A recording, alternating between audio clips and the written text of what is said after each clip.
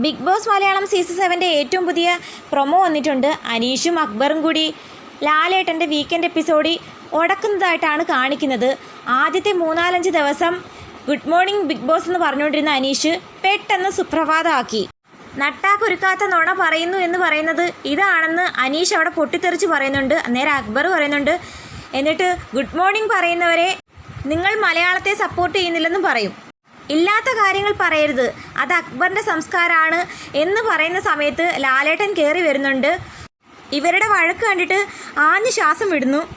എന്നിട്ട് ലാലേട്ടൻ ചോദിക്കുന്നുണ്ട്, good morning ആണോ സുപ്രഭാതമാണോ നല്ലത്? അപ്പം അക്ബർ പറയുന്നുണ്ട്, രണ്ടും നല്ലതാ ലാലേട്ടാ.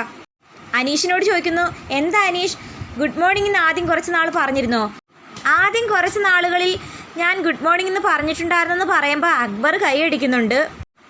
അത്രയേ ഉള്ളെന്ന് പറഞ്ഞിട്ട് അക്ബർ അനീഷിനോട് കൈ ചൂണ്ടി മറ്റെന്തൊക്കെയോ പറയുന്നു. അത് വ്യക്തമാക്കി കേൾപ്പിക്കുന്നില്ല. എന്തായാലും ലാലേട്ടൻ്റെ മുമ്പിൽ വെച്ച് അനീഷും അക്ബറും കൂടി ഉടക്കുന്നുണ്ട്. അനീഷിൻ്റെ ഭാഗം ന്യായീകരിച്ച് തന്നെ നിൽക്കുന്നു.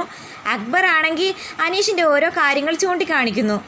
പിന്നെ ഗുഡ് മോർണിംഗ് ആയാലും സുപ്രഭാതം ആയാലും അത് പറയുന്നത് ഓരോരുത്തരുടെ ഇഷ്ടത്തിനനുസരിച്ചല്ലേ, അതിന് വലിയ വിഷയമൊന്നും ഉണ്ടാക്കേണ്ട കാര്യമില്ല.